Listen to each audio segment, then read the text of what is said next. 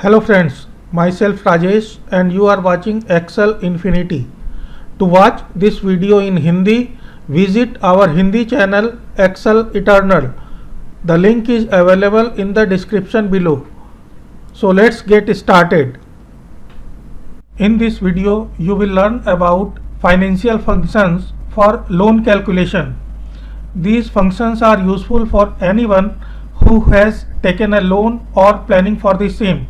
Before I dive deep, you need to know some basic terms related to these financial functions. First one is present value or PV. Suppose you have taken a loan of 2 million for buying a home. This 2 million is present value or principal amount. In financial function, we use present value as PV. Next is FB or future value. This is the amount due after the last payment is made. So naturally it is 0 for loan amount. In loan cases it is 0, and for financial functions we are covering today, future value or FB is an optional argument and its default value is 0. Next is payment or PMT. This is the constant amount you need to pay every period. PMT is combination of two elements, principal and interest. We also call it EMI as it is paid every month. Next one is rate. It is the interest rate per period. Generally it is expressed as an annual interest rate. In such case you need to divide it by the number of period. Next is period or number of period for which you have taken loan. Type is an optional argument. The default value is 0. It means your payment is due at the end of the period. In case it is due at the beginning of the period, you need to put 1. Today I will cover these 4 functions: PMT, PV, ANPR, rate. You already know about PMT, PV, ANPR and rate. Here you see the syntax of the function: rate, ANPR, PV, and in braces FB and type.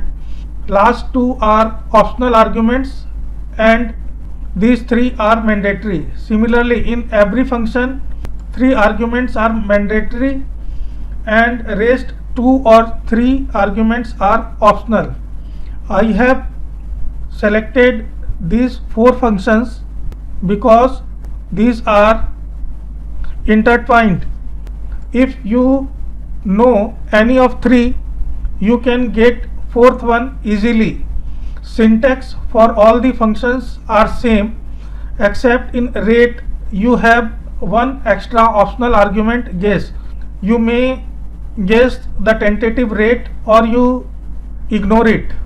In this first function PMT, suppose you have taken a loan of 2 million for 10 years at the rate of 8%. What will be your EMI or PMT? You need to pay per month.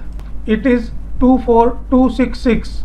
Please see, I have converted interest rate 8%. As it is annual rate, I have converted it to monthly rate by dividing it by 12. Similarly, loan term is in years. We need to convert it into number of periods. So I have multiplied it by 12 and I have presented loan amount. As it is loan, I have presented it in negative. If you don't use negative sign, the result will come as negative value.